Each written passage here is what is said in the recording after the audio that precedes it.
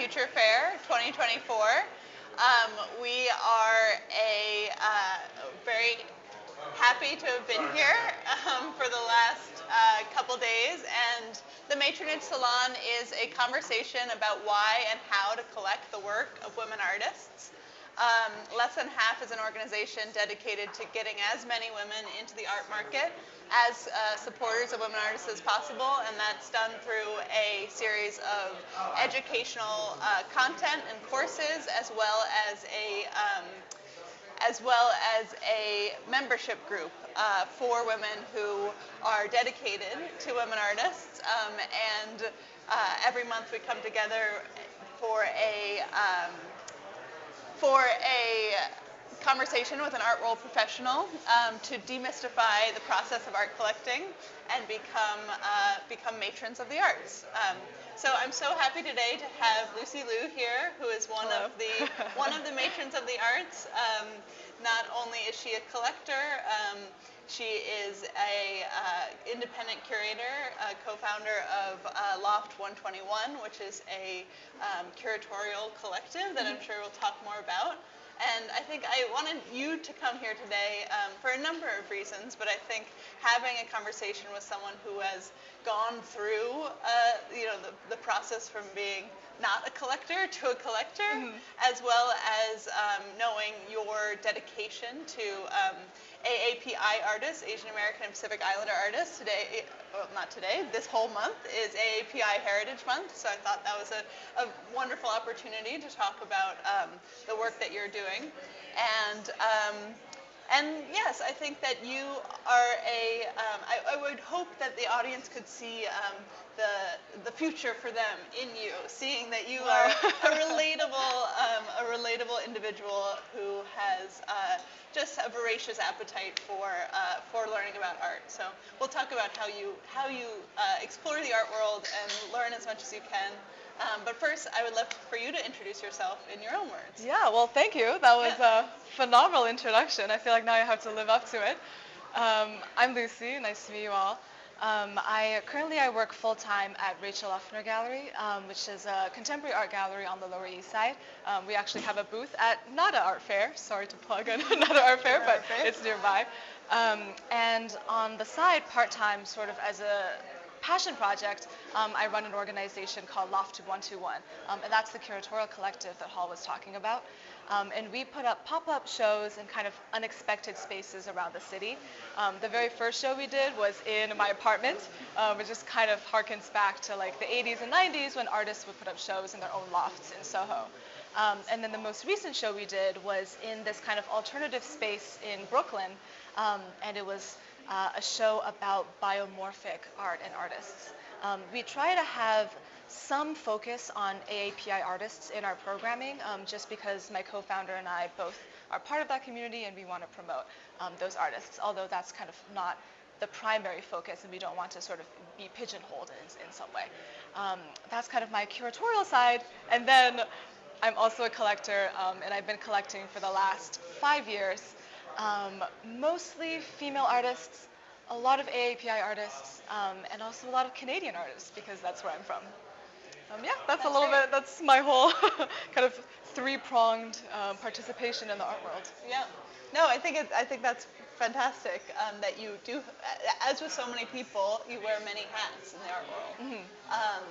But I would love to talk about your growing up around art or not around art, and how you came to this almost a realization maybe. What moment did you realize that you could not just appreciate art but also buy it and start interacting with the art market on that level? Yeah, well, I think I came from a very outsider perspective into the art world. I didn't really grow up surrounded by art, and definitely not kind of in the New York art market scene. I was born in China, and then I immigrated to Vancouver when I was 6, so that's where I grew up. And I didn't really become exposed to art, I think, until college, which maybe is a little bit late compared to some of my peers. I sat in on one Buddhist art and architecture class my freshman year and was totally blown away and decided that I wanted to study art history, and that's kind of where it took off.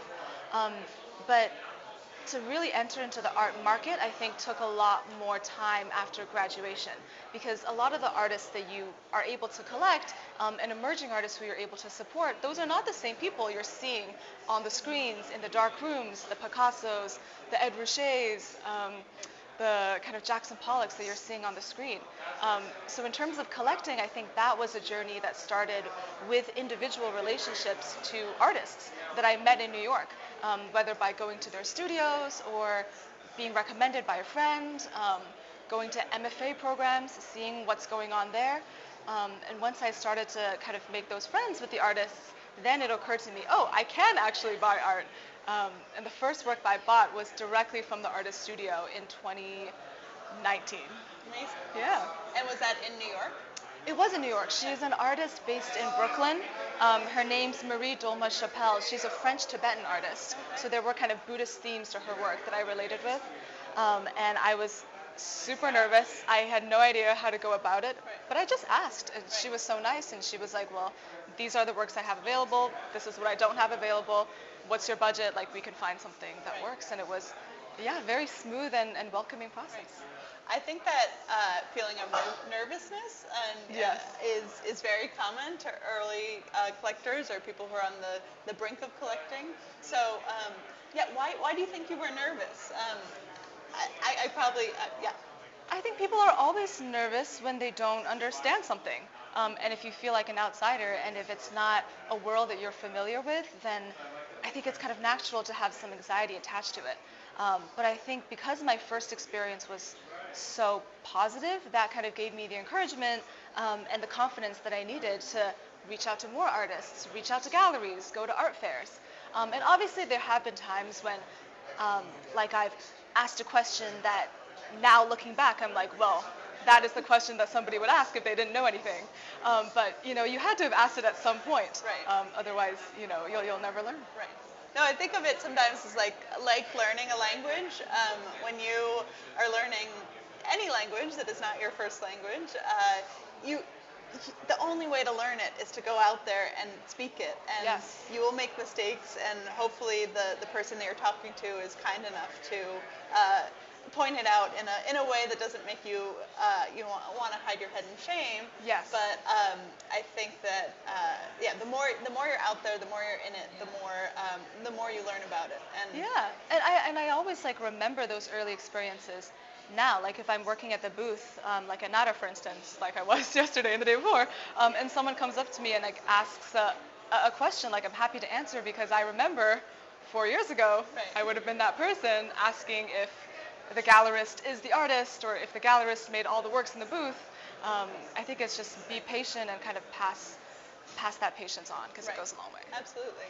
I often use the metaphor that the art world is sort of like everyone has their own flashlight, and you can illuminate whatever it is that's in your vicinity, but you can't see the whole picture. Mm-hmm. And I think the more that we can sort of pool that light and share what we know with the person next to us, and then you share with me what you know, it's really the best way to learn is a feeling of collaboration and mutual trading of information. I agree 100%. Yeah. Yeah.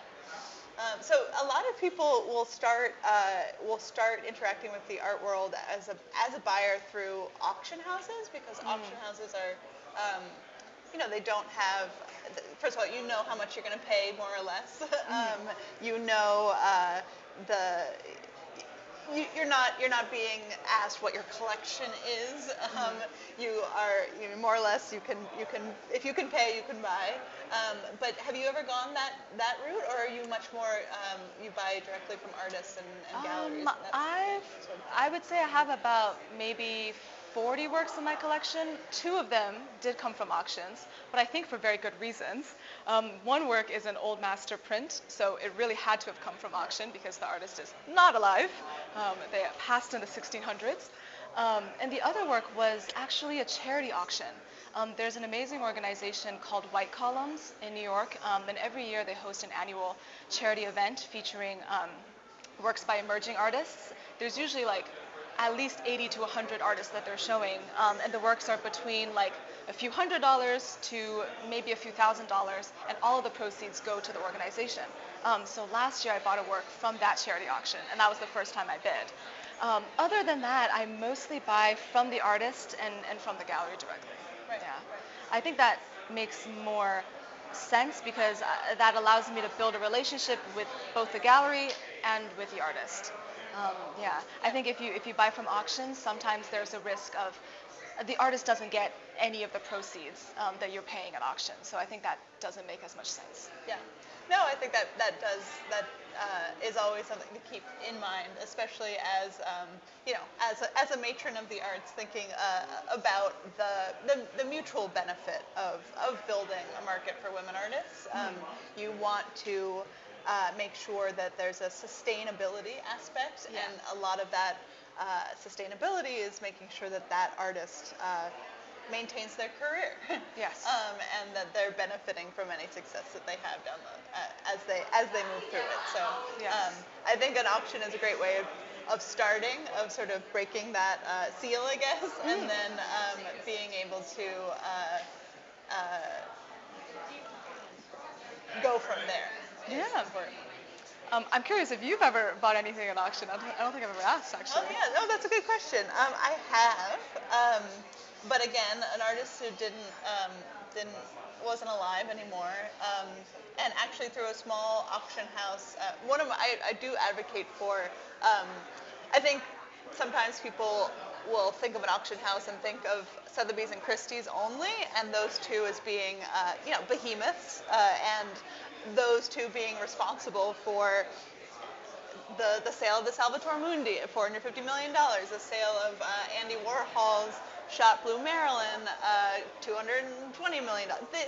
We think of those auction houses as producing these lots that go for so far beyond any reasonable budget that we write them off, but there are auction houses absolutely everywhere, and so I bought from a very small auction house that had a female artist-specific sale. Actually, my dad told me about, and I bought a pretty large painting that I adore. So I think I bought it for probably $600 or something. Wow. The shipping may have been more than the piece itself, but I always like to open people's eyes to that as a possibility. Yeah. That there's the things that we think about, the headlines that we see about the art world are just a tiny sliver of it. And I think a lot of times that keeps people out because they have certain preconceived notions about what it means to be buying art, but it's just not always true. Yeah, I think there's a lot of flexibility in the art world because it is a small industry, and it's also a very people-based industry. So I think if you kind of want to make something happen, and if you want to do things in a way that's not necessarily standard, I think if you have a conversation and like open yourself up to it, it is possible to kind of come up with different ways of engaging with the art world. Right. Yeah. Right, absolutely. Yeah, talk more about it being a people business. I think that's so essential. I think building a reputation is really essential too. So how do you navigate your way through the art world as a social sort of in a social way? Yeah, that is a good question. I think that's probably one of the most exciting things about the art world, but also one of the most challenging, because I think whenever there's people involved, there are kind of communities that already exist, and then ways of trying to enter some of those communities. I think the best way to go about it is really to find the communities that you resonate with the most, and if that doesn't exist, then just make your own. One great mentor that I have in the art world is Stephen Abraham and Lisa Young. They're the founders of an organization called the Here and There Collective, and they Repeat that? The Here and There Collective. Here and There Collective. And they focus primarily on supporting Asian American artists. And for a lot of young, both gallery professionals and aspiring artists, that's kind of a collective that we like almost automatically have resonance with just by nature of kind of already being part of that community. So I think that's an amazing like launching point to have to kind of then go off and meet other collectors, meet other gallery professionals, meet artists. So I think it really is finding good mentors, finding good friends, finding people you can trust, and sharing all of the knowledge and the resources that you have. Because I think you're right that sometimes there can be a scarcity mindset in the art world, but I think it's best to stay away from that and focus on the things that you can collaborate on and build together. Right. Yeah. No, I like what you said about finding the people that you resonate with, because I think that there are so many art worlds, and they're all overlapping in some way, and I think that you can walk into the art world or the art market and feel like it's not for you, but it's often because you've walked into the wrong art world. I think art is a human thing. It is. It's something that, if you appreciate your visual worlds, if you love, going to the Met, if you love going to, the Leslie Lohman Museum, whatever, if you do love looking and being a part of a creative community, there is an art world for you. Yes, And I want to yes. emphasize that, because I Yes. think that, people think, oh, they're, pretentious or stuck up, or, I have to mold myself into being something. And I don't think that's true. I think that you find the place that fits you instead of changing you to fit Yes. whatever you encounter. Yeah, I agree with that fully. And I think the existence of fairs like Future Fair is kind of evidence to that Right. notion. I Yeah. think when art fairs were first created, it was mostly these big behemoth names like Art Basel or like Frieze, like Armory. And then now more and more there are regional fairs, not only in New York, but also all around the world, in Dubai, in Istanbul, in Shanghai. And I think they're now catering to a kind of much larger audience that might not have existed in the post-war 1950s, when the art world was kind of really centered in Paris and New York. And I feel like the fact that there can be a space like this where exhibitors from all around the world come in and the works are relatively on the affordable side in the art world and can bring in members of the public who didn't necessarily grow up in the arts, I think that already means that we're progressing towards kind of a more equitable, accessible art world. Or at least that's what I like to think. No, I mean, walking around this fair, there are plenty of works for sale under $5,000, under even $1,000, Yeah. and by artists that are very doing fantastic work. So I think thinking walking into Frieze, it's a different story. But Yes, the fact yes. that a place like this exists, where of course the quality is there, but not it's not as intimidating. Price-wise, Yes. is just very exciting. Yeah. I'm actually curious about kind of your experience founding Less Than Half. I feel like it's a relatively young organization, and I'm very curious about how when you started out, is the vision that you had what the organization is now, or has that sort of transformed as you've been working on it? That's a really great question, and thank you for it. Of course. Yes, I started Less Than Half as a blog in 2017, and it was really a way to just keep those muscles, strong. The art historical, the looking. I wanted to create an excuse for myself to be able to continue interacting with art after I got my master's, and I wanted to write about women only because my education, in undergrad, I studied, did an intro art history course, and the flashcards of the artists that I had to study who were men was this tall, and the flashcards that featured women artists were, literally at 5. There were 5 versus, I think, the 150. So that first clear idea that something was up. And then in my master's program, we studied one woman artist. And at some point in that program, I decided I was just going to start writing about women. So I continued that with the blog. I think looking at numbers like over here, 15% of the art, of the museum collections, 3% of the auction market are women artists. I thought that the most effective thing to do would be to start advocating for collectors to buy artists. I think that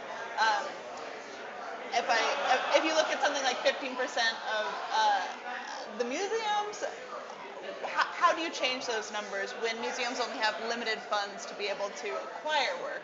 You have to And often if you talk to museum people, they'll say, oh, well, we don't really have a choice of what's in our collection because it's all donated to us. So if you can create a collector who is, supporting the emerging art market while they're alive and then donating that collection to an institution, and it's all women artists, those numbers will start to change. So Yes. I think I started with thinking, okay, art history, we're both art history people. Yes. I think the holes in that history are very, very clear. Yeah.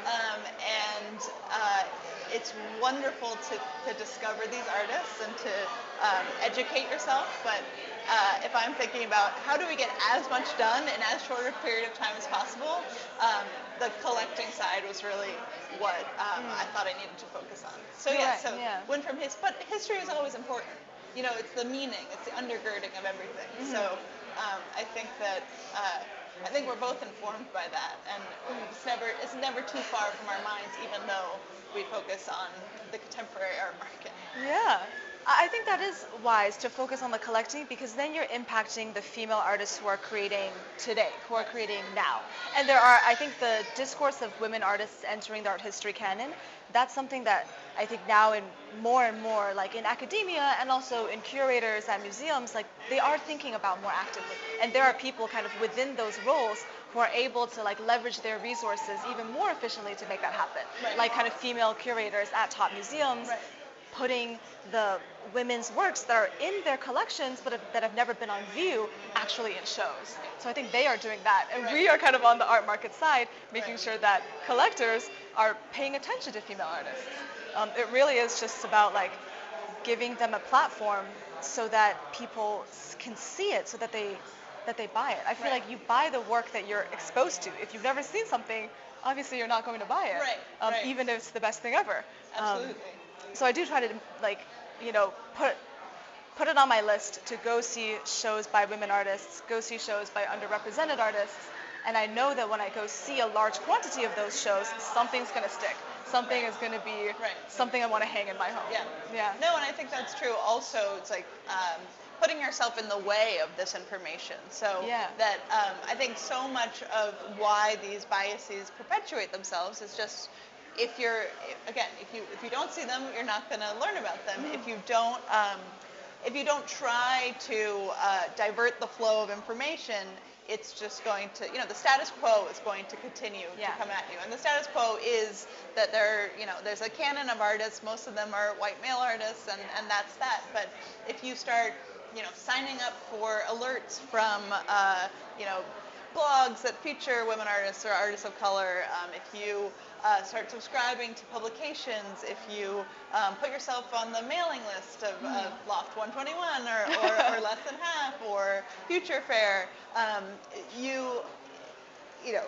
we're all in a world of content. It's raining down on us. So being careful with what that content is, so that we sort of automatically become exposed to new voices. Yeah. Social media honestly helps a lot, especially for younger generations of collectors. Yeah. I was looking at some kind of art market like annual reports, and it did say that for collectors under 45, like so many more of them are finding new artists on social media. Yeah. And I think that, speak all you want about the evils of social media. One good thing is that it does allow you to become knowledgeable about a vast kind of collection of artists, some of whom are showing in exhibitions around the world and that you might not be able to see otherwise. Yeah. So that is kind of another tool that you can leverage, in addition to obviously trying your best to go seeing shows in person. Absolutely. So I'd love to talk about, if we, it's very convenient that I, put this right here so maybe you can't see it, but Lean over. The idea of matronage is not just to be a collector of art, not just to be a person who, hands over a check in exchange for a piece of artwork, put it on your wall, and you forget about it. Matronage is a much more comprehensive idea of what it is to be a supporter of artists. Of course, the old-fashioned model of patronage, where, a king or queen would pay for an artist to live in, whatever one of their many, many castles and create art for the court. is one that doesn't exist to the same extent. But I think that in order to change the status quo, in order to change these numbers, we do need to revive that model, which is much more about creating a sustainable, long-term model that allows for the creation of art. So I think with Loft 121, I think that's modern day matronage. That's you going beyond just being a collector, but also finding ways to share the artists that you encounter with a wider audience. So why did you feel that collecting wasn't enough? Oh, that is a good question. I think there was always kind of a bug that existed in me. Maybe it was a creative bug of some kind to kind of curate shows. And I think a big reason why that came about is because I did go to see so many shows. And while I enjoyed a lot of the shows that I went to see, I realized that there were artists that I wish would get more attention, or artists that I felt like were underrepresented, even in an international kind of community like New York. And initially, I think I was most daunted by maybe lack of resources. Like I don't have a permanent space in New York where I can put up huge museum quality shows. So then I was trying to come up with creative ways to, still get people to come in to see interesting works that are very tightly curated, but maybe not in like a ginormous Chelsea industrial complex.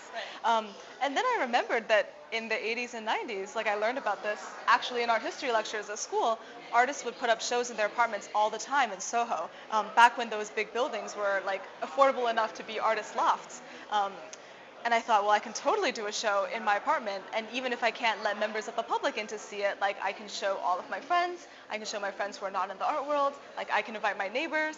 And then from that point on, it kind of just grew to a larger project, and we realized once we started putting on the shows that people liked seeing them, and people wanted to support us, people wanted to help us. There was one collector in our most recent show who was a big fan of a young Chinese artist working in London. And at the time, we couldn't ship anything from London because it was very expensive to ship internationally.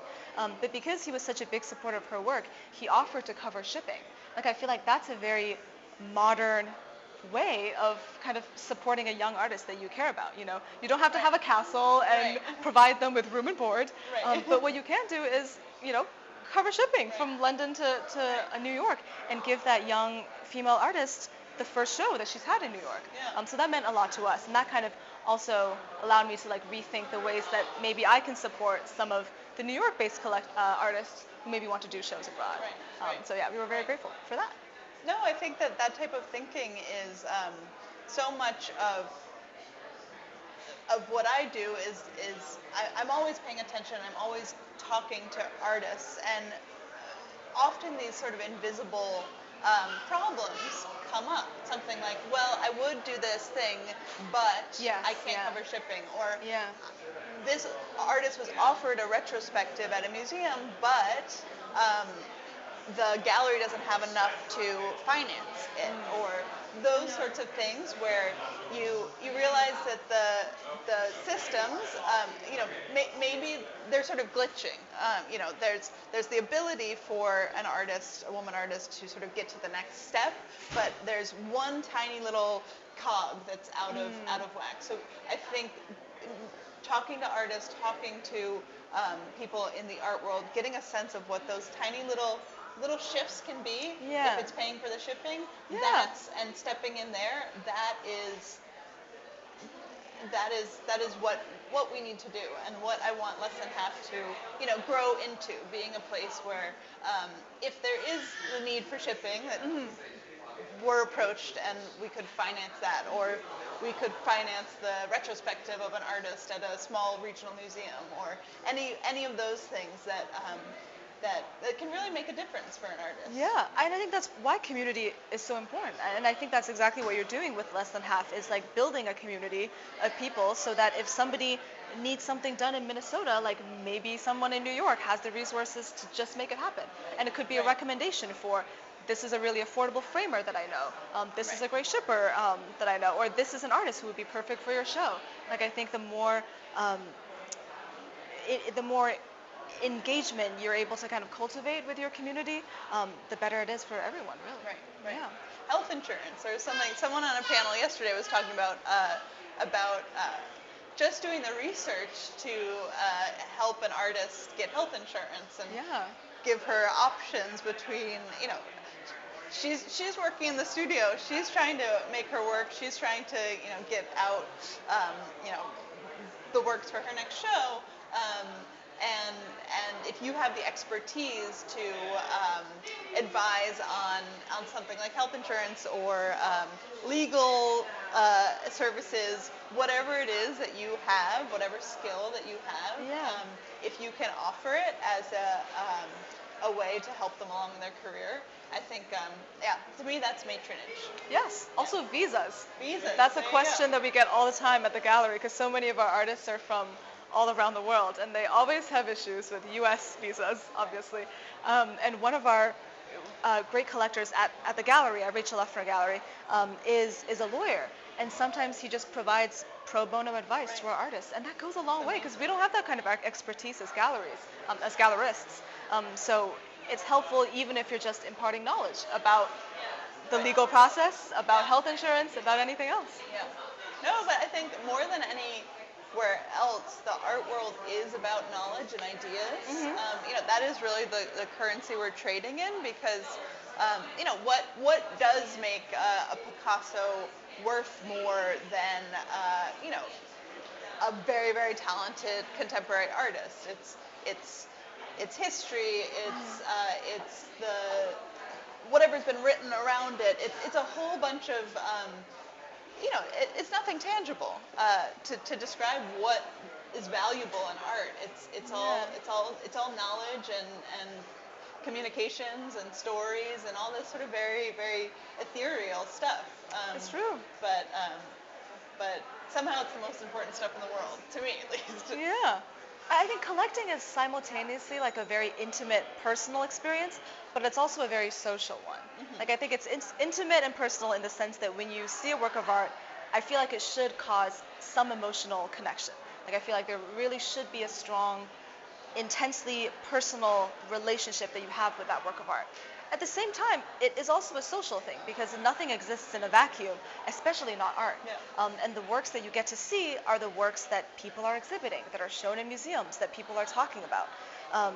So I think expanding that conversation and expanding that narrative allows more works of art to kind of come into people's awareness so that you can have those like relationships with works of art that you might not expect otherwise. Yeah. And I definitely feel this way about kind of the recent kind of rise of Asian American artists in the conversation, probably in the wake of COVID and kind of Stop AAPI Hate movements. And previously, when I was in school, I never even thought about how, like, when these slides were flashing by, that I didn't really relate to a lot of the stories that they were telling. And, there are many people who do relate to those stories, but for me, it was kind of, I almost took it for granted that I was like, oh, well, they're telling a different story than mine. And then when I started seeing so many young Asian American artists come up in galleries like Anna Park or like Dominique Fung or like Sasha Gordon, I started to kind of realize, oh, well, there are artists out there who are making works from the same stories that I've experienced. Right. And I think that meant a lot to me. Right. Yeah. Right. Dominique Fung was the first. I bought a limited print run of hers in 2020. She was like one of the first like pieces of contemporary art that I bought. So that's amazing. I love her. Me too. I would love to have one of her works. I know. I wish it One day. were a painting, but it was just a print. But no, I think what you're saying is absolutely true, and I think it's not just relating to the story that exists there, but I think that art, because it is a human expression, it's something that has been done throughout time, every age, every gender, every geographical place, every time period, there has been art for tens of thousands of years. Seeing someone who is like you in whatever way, whether it's your gender or your race, in an art museum it's validating your existence as a human being, because art and humanity are so tied up. So if you go to an art museum and all you're seeing are white men, what that art museum is saying is that these are the people whose human expression matters. These are the people Right. whose humanity matters. And so I think it's not just that you're looking at an image, even for an abstract image by an Asian American artist or Yeah. a woman artist. I think even looking at an abstract image, I feel like, wow, there's that. Maybe it's only the expression of that individual woman, but the fact that a museum is celebrating a woman means that they're celebrating her humanity. Yes. Yes. Yeah. Well, I think that's a very poetic way of putting it. Thank you. So tell me, I know that a lot of the artists that you, at least in your last show, your biomorph show, Yeah. the majority were women. Is that Yes. true? Yes. That actually happened, I think, kind of unintentionally. I hear that a lot. That Yeah. it's sort of what one likes, and it turns out that it's. Yes. Yeah. I think That's if the best thing, the best way Yeah. of doing it. If you expose yourself to so many female artists, then kind of naturally those are the works you gravitate towards, and those are the works that you curate into shows. I don't believe in sort of like going out filtering by race, filtering by gender, and then kind of like almost like a quota Right. picking these artists. Right. I think what I prefer is consciously being aware of the artists that are given opportunities and then consciously choosing to go see shows by underrepresented artists. And then when you do that, it's just kind of natural that, there are some really great works there, and you end up working with those artists or collecting them and adding them to your home. Yeah. In my personal collection too, I think I collect the works that I'm drawn to, and it's mostly women and mostly Asian American artists. But there are white men in my collection too, because That's I love their okay. work, beautiful works. Yeah. So I think for the show at Loft 121, Biosmorphe, it just happened naturally that most of the artists were women. Right. And it could be that the show, because it was related to biomorphic art, which is kind of like forms that hint of the natural world, whether that's flora, fauna, or elements of the human body, I think it just ended up being maybe more of a feminine sensibility, with a lot of the artists referencing the human body and sort of the swells and curves of the human form, and vessels that like Right. sort of have the potential to bring life. Right. Yeah. Right. So maybe naturally there was a feminine connection right. there. Yeah. That's wonderful. No, I thought the show was beautiful. I think you did, Thank you did you. a really great job. Yeah, we're sort of on like a 2-show-a-year schedule, because my co-founder and I, we both have full-time jobs at galleries as well. So we're hoping to kind of sustainably keep up these pop-ups. So the next project will be sometime in the fall. Right. Yes, more Do to you- come. Do you know any? Do you have any ideas about it, or? Well, we've done only group shows so far, so we're thinking we might do a solo presentation or like a duo show. Yeah. Right. So it'll be more of a commitment to a single artist. Are you always looking for spaces? Always looking for Okay. spaces. So we'll put that out into the universe. Looking for spaces. But I think now that we kind of have a community, like I think there are more and more people who like have been giving us ideas and like offering spaces. So we're not as lost as we were when we started, which really is Right. is the goal. Yeah. Right. Yeah. It's a trajectory. Yes. Yeah.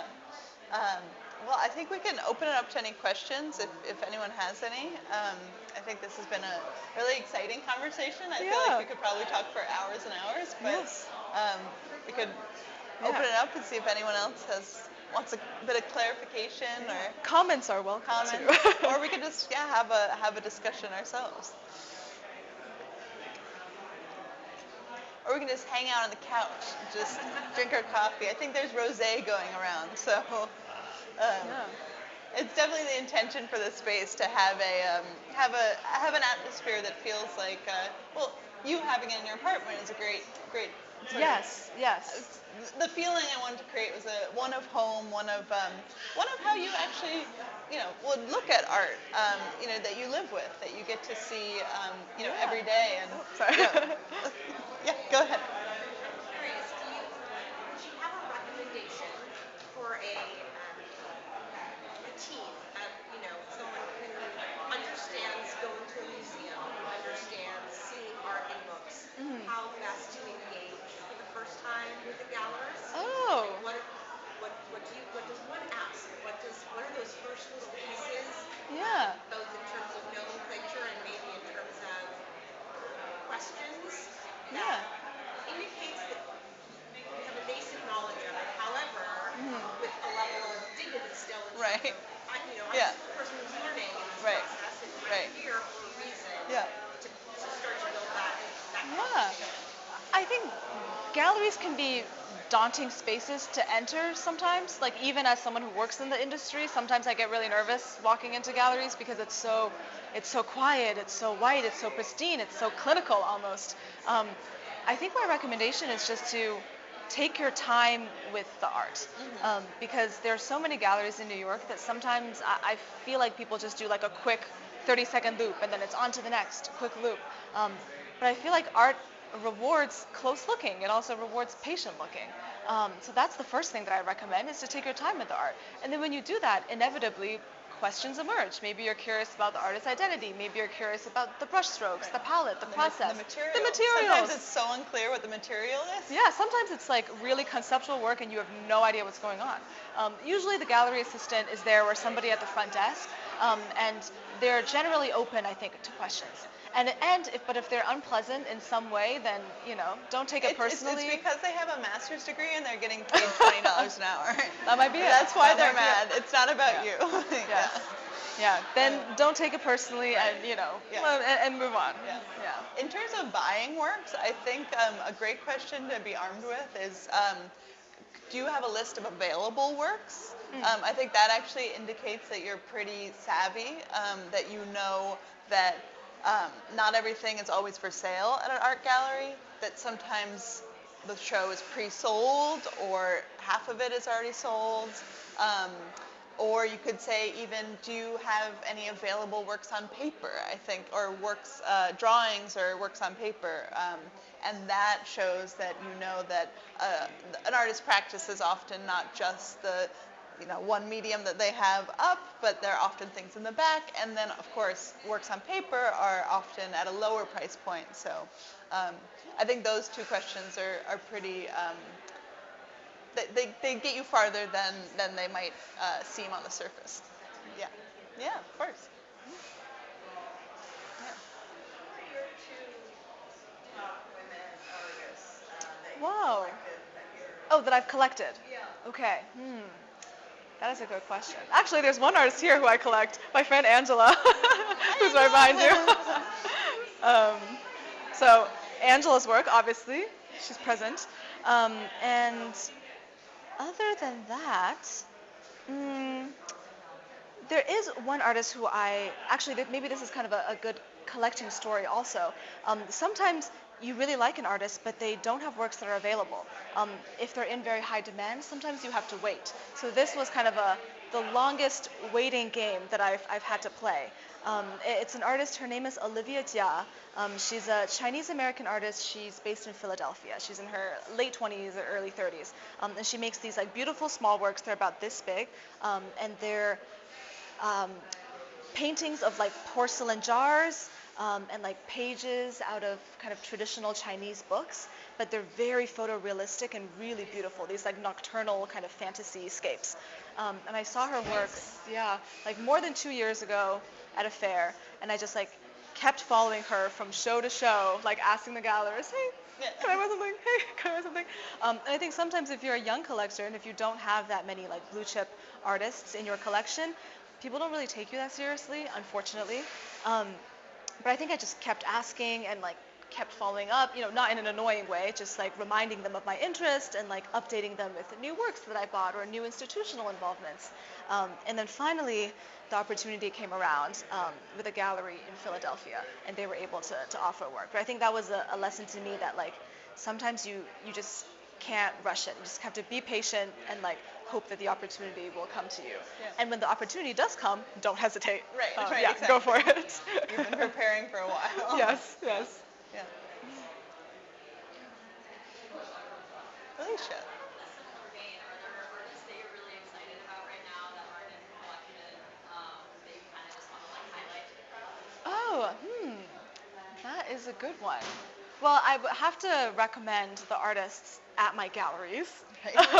So when I was looking for jobs, so previously I worked in an art advisory, and then I realized that I was kind of losing touch with artists directly because most of the work that we did there was kind of secondary sales and more blue chip artists. So when I was looking for kind of a gallery to transition to, it was really important to me that I love the gallery's program, because I did not want to work in sales at a gallery that I didn't believe in. So genuinely, the artists at Rachel Leffner Gallery are some of my favorites. At the booth right now at NADA, actually, we have 5 female artists, all with very unique material processes, working across kind of different mediums, from ceramic to wood to canvas. And I just feel like it's rare to kind of be involved with a gallery that has such a strong female program. So I would recommend checking out the artists at And Rachel Leffner Gallery. Rachel Uffner has a reputation of really, she has a great eye, and she really knows how to pick, really strong artists that I feel like grow Yes. into even bigger artists. So Yes. I really admire her and her gallery. Yeah, So, I'm actually going to be curating the summer shows at the gallery. Yeah, which is kind of fun life news. Congratulations. Thank you. That's That'll great. be my first time curating a show at my gallery. So also it's going to be a lot of female artists. Fantastic. Yeah, We like stay to hear it. tuned. That'll open in July. So yeah, Rachel Uffner Gallery will be showing at NADA, which is a couple blocks away. But before you go there, definitely check out the rest of Future Yeah. Fair, the rest of the booth here. Everything is for sale, of course. It's an art fair. So thank you so much, Lucy, for Thank for you, sharing Hall, your for knowledge. inviting me. And thank you everyone for coming. Thank you.